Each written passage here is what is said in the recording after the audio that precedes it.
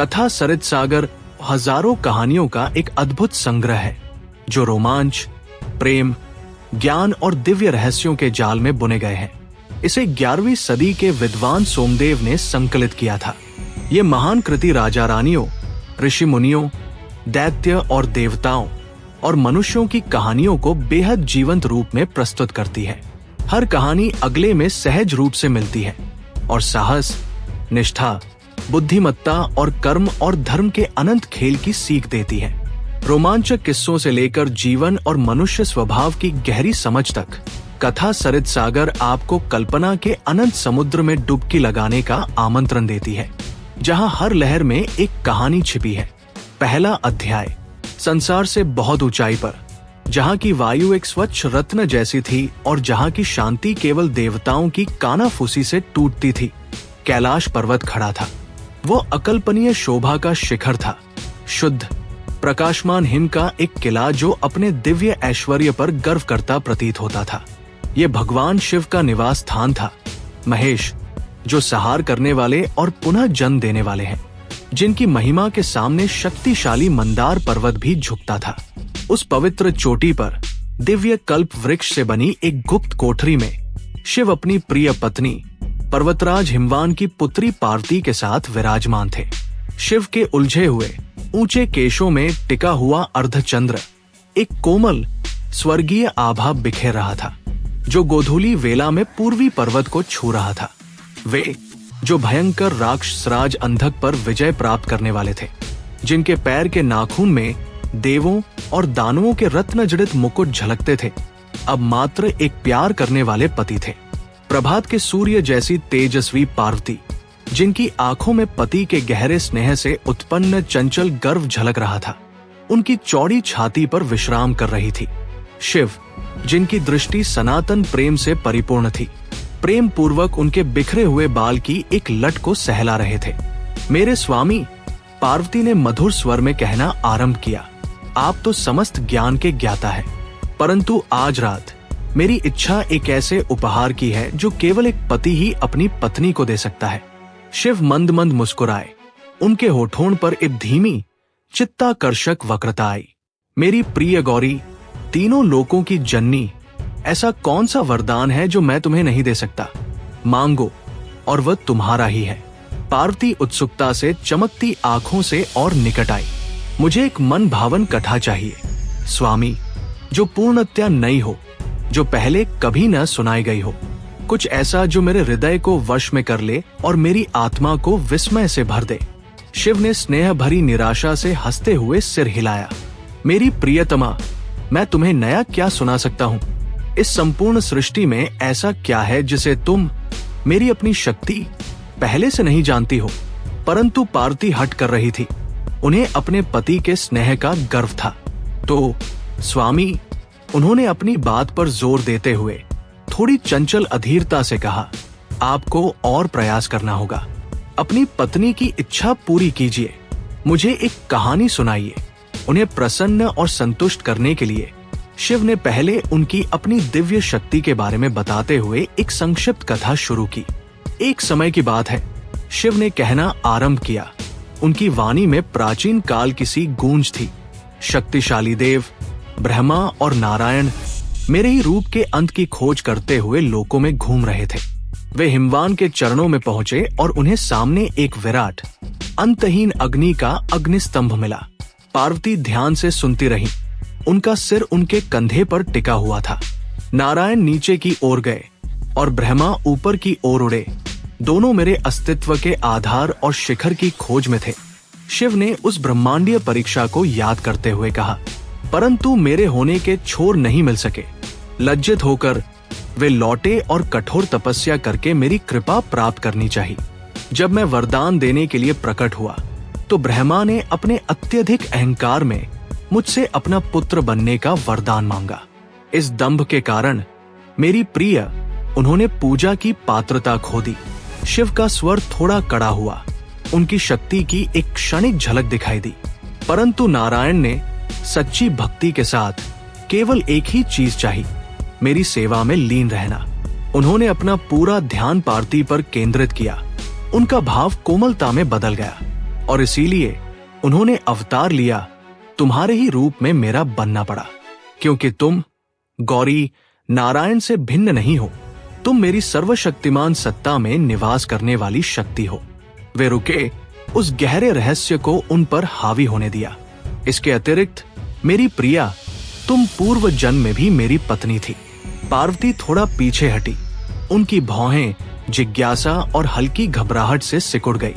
इस जन्म से पहले वाली पत्नी, ये कैसे हो सकता है? मेरे स्वामी, मुझे बताइए, मैं पूर्व जन्म में आपकी पत्नी कैसे थी?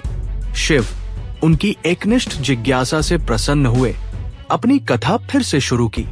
बहुत समय पहले प्रजापति दक्ष की अनेक पुत्रियां थी और तुम देवी उनमें से एक थी। उन्होंने तुम्हें मुझसे विवाह के लिए दिया और शेष को धर्म तथा अन्य देवताओं को। एक बार उन्होंने एक विशाल यज्ञ का आयोजन किया और अपने सभी दामादों को आमंत्रित किया, सिवाय एक के। मुझे, तुम्हारे पति को, बाहर रखा गया। उन्होंने उसकी आंखों में उनके दिव्य क्रोध की परिचित चिंगारी देखी। तुम उनके पास गई और उत्तर मांगा। तुमने पूछा, मेरे स्वामी, मेरे पति को क्यों नहीं बुलाया गया? और दक्ष, अभिमानी और अंधा, उसने एक ऐसा भाषण दिया जो तुम्हारे कानों में विषैली सुई की तरह चुभा। तुम्हारा पति मुंडों की माला पहनता है, उसे यज्ञ में कैसे बुलाया जा सकता है? शिव रुके, उनकी दृष्टि उन पर टिकी हुई थी। क्रोध में तुमने घोषणा की, ये पिता मेरा नीच है। इस शरीर का क्या लाभ जो उससे उत्पन्न हुआ है? और उस क्षण अपने धर्म सम्मत क्रोध में तुमने उस शरीर का त्याग कर दिया। तुमने अपनी पूर्व देह को जला दिया और मैंने, मेरे प्रेम, अपने ही क्रोध में उस मूर्ख दक्ष के यज्ञ को नष्ट कर दिया। फिर तुम्हारा पुनर्जन्म हुआ जैसा तुम अब हो, बर्फीले पर्वत की पुत्री, ठीक उसी प्रकार जैसे सागर से चंद्रमा का अंश उत्पन्न होता है। उन्होंने हाथ बढ़ाकर धीरे से उनका हाथ पकड़ लिया। तब तुम्हें याद है, मैं अपनी कठोर तपस्या करने हिमालय आया था। तुम्हारे पिता ने तुम्हें अतिथि के रूप में मेरी सेवा करने का आदेश दिया।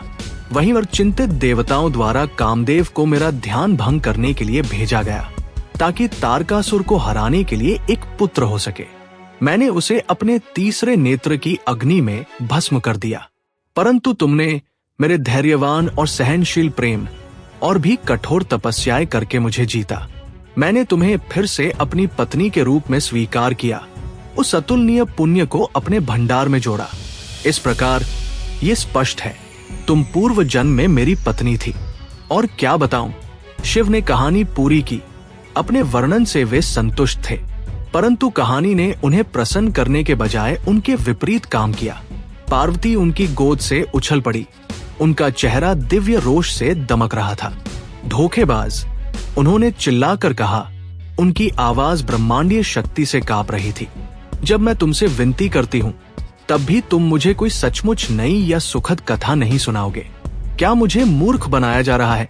क्या मैं नहीं जानती कि तुम लगातार संध्या की पूजा करते हो और पूरी गंगा को अपने सिर पर धारण किए रहते हो? ये भक्ति और ये नदी क्या है? तुम मुझसे गुप्त भेद रखते हो। शिव तुरंत उन्हें शांत करने में लग गए, उनके क्रोध के भयंकर विस्तार को जानते हुए। उन्होंने उन्हें आश्वस्त किया, कसम खाई कि वह उन्हें एक सचमुच अद्भुत गुप्त कथा सुनाएंगे जिसे किसी अन्य आत्मा ने कभी नहीं सुना होगा। उनका क्रोध कम हो गया, जो एक तीव्र उत्सुकता में बदल गया। किसी को भीतर आने की अनुमति नहीं है। पार्वती ने अपनी आवाज में एक अंतिम चेतावनी देते हुए आदेश दिया गया और शिव के गणों के प्रमुख नंदी, जो बैल के सिर वाले गण थे, ने द्वार पर अपना दृढ़ स्थान ले लिया। देवगण परम धन्य है, मनुष्य सदा दुखी है, परंतु विद्याधरों के कार्य अत्यंत मोहक होते हैं। शिव ने झुकते हुए मानो गुप्त बात कर रहे हो आरंभ किया।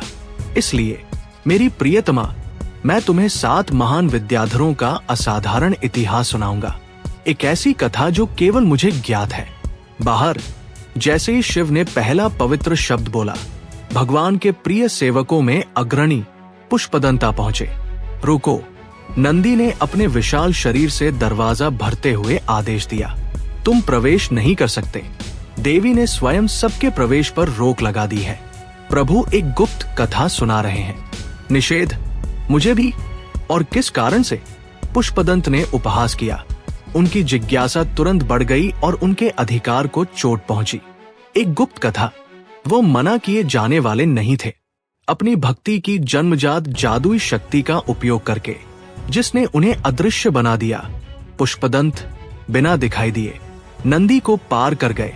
एक मूक अदृश्य छाया बनकर उन्होंने भीतरी कक्ष में प्रवेश किया और वहां अदृश्य और अज्ञात रहकर उन्होंने त्रिशूलधारी देवता द्वारा सुनाई गई विद्याधरों के अविश्वसनीय अद्भुत रोमांच की प्रत्येक बात सुन ली।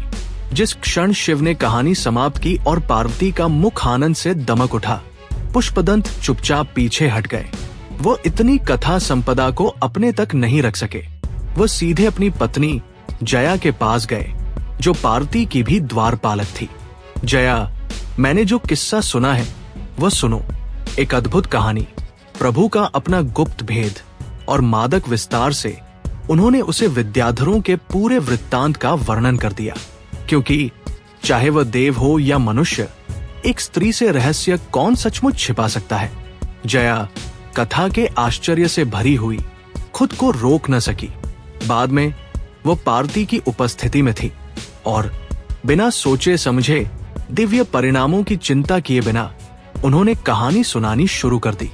इसका प्रभाव तत्काल और विनाशकारी था। पार्वती का आनंद तुरंत एक अपमानित देवी के भयंकर रोष में बदल गया।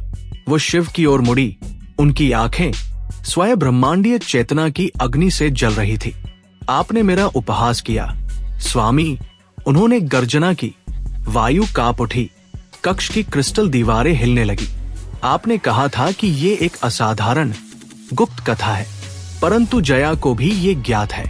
जो कहानी आपने मुझे सुनाई वो बिल्कुल भी गुप्त नहीं थी। शिव ने गहन ध्यान में अपनी आंखें बंद कर ली और सत्य तुरंत स्पष्ट हो गया। उन्होंने अपनी क्रोधित पत्नी की ओर देखा। उनका हृदय भारी था। मेरी प्रिय, पुष्पदंत ने अदृश्य होकर कथा सुनने के लिए अपनी भक्ति की जादुई शक्ति का उपयोग किया। फिर उसने जया को बताया, मैं तुम्हें शपथ दिलाता हूँ, इसे और कोई नहीं जानता, परंतु पार्वती के क्रोध को दंड चाहिए था। उन्होंने कांपते हुए पुष्पदंत को बुलाने का आदेश दिया। एक मनुष्य बन जा, तू अवज्ञाकारी सेवक। उन्होंने उसे श्राप दिया। शब्द अंतिम ब्रह्मांडीय अधिकार से गूंज उठे, जिसने कैलाश की चोटी को हिला दिया। तभी माल्यावन, एक अन्य गण, आगे आया। उसका दिल अपने मित्र के लिए दया से भरा था और उसने हस्तक्षेप करने का साहस किया। उसकी वफादारी ही उसका विनाश बनी। पार्वती ने उसे भी श्राप दिया। दो महान गण, पुष्पदंत और माल्यावन, तुरंत देवी के चरणों में गिर पड़े। उनके रूप पहले से ही उनके नश्वर भाग्य की भयानक शुरुआत से चमक रहे थे। जया भी उनकी विपत्ति देखकर डर और शर्म से रोती हुई गिर पड़ी। दयालु देवी, उन्होंने एक स्वर में विलाप किया। उनकी आवाज आतंक और शर्म से भरी थी। ये अभिशाप कब समाप्त होगा?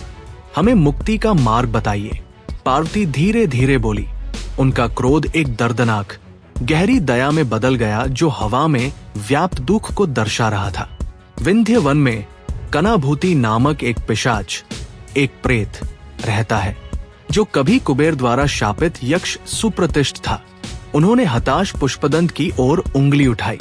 जब तुम उससे मिलोगे और अपने दिव्य मूल को याद करते हुए उसे ये पूरी गुप्त कथा, विद्याधरों का इतिहास सुनाओगे, तब पुष्पदंत तुम मुक्त हो जाओगे। उन्होंने माल्यावन की ओर रुख किया, और जब माल्यावन ये कथा कनाभूति से सुनेगा, तब कनाभूति मुक्त हो जाएगा। और तुम माल्यावन, जब तुम इसे संसार में प्रकाशित कर दोगे, इस कथा को दुनिया में प्रसिद्ध कर दोगे, तब तुम भी स्वतंत्र हो जाओगे।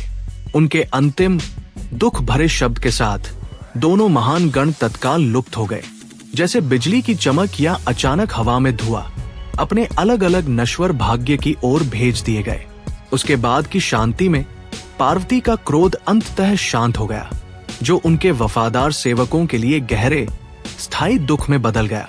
मेरे स्वामी, उन्होंने दुख से भरे कोमल स्वर में शिव से पूछा, वे उत्कृष्ट प्रमथ पृथ्वी पर कहाँ उत्पन्न हुए हैं?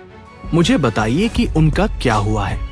चंद्रमा का मुकुट धारण करने वाले भगवान, जो स्वयं अपने सदा आज्ञाकारी सेवकों के पतन से दुखी थे, ने उत्तर दिया, मेरी प्रिय, पुष्पदंत का जन्म कौशाम्बी के महान नगर में वरुचि नाम के एक पुरुष के रूप में हुआ है और माल्यावन का जन्म सुप्रतिष्ठित के भव्य नगर में गुणाढ़ नाम के एक पुरुष के रूप में हुआ है।